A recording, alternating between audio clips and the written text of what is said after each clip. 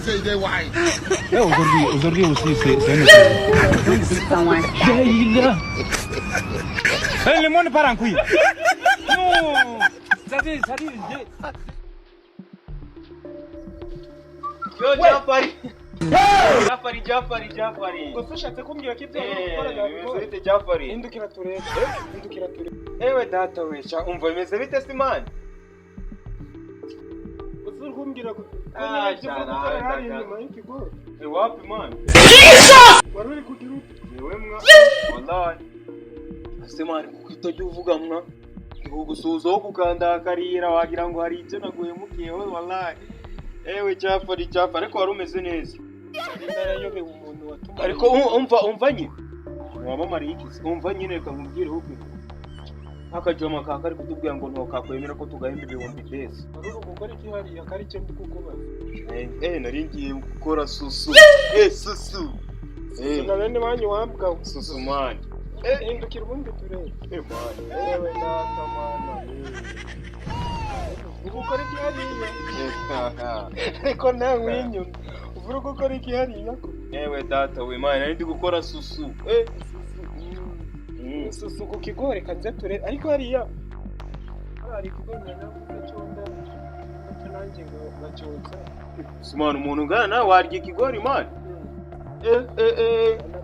None ngo hendaga. Irahize ngo bino bigori wabinitse nk'indabo.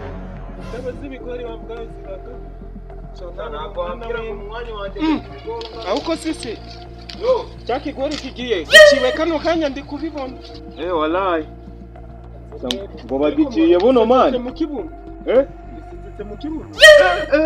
Man bura amafaranga mpembwa man. Wallahi man ubona hari ikigori mfitemwa. Hasi man wanansebya gutya. Izarya imana man. Kizo bintu nabitinyuka man. Wenda ndagusatse ikigori ndaki. Ngendo reba hino sentire yonyine man irimo ibigori bitamarika. None se ubundi kigiye ko ubonye uvuye hariya ariko ngo warura gukora ikiyaje. Nari ndi gukora susu. Yosuwe man ntabwo uri umuhungu man. Uvuye hariya umuntu ubu ngubu gutya man hari ibigori mfite man. Wallahi. Yakura ko gati.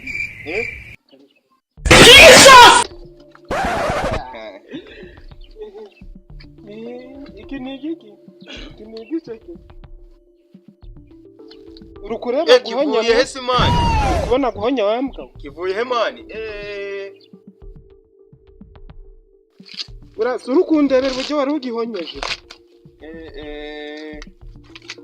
Undebera nk'iyo mbwa ndagaza. Urimbwa yaduhetiwe. Fatwa.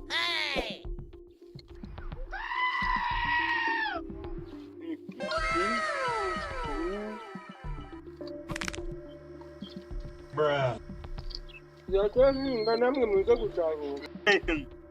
Jafari uranzimani abizimani wanzimaniraga udufanta. Yaguze ziba wambwa waruje kwiyo fanta. Nkaje ko tumarikering.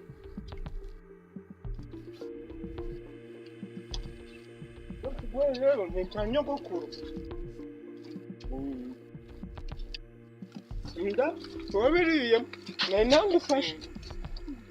Inda wambwa. Yani. Chai.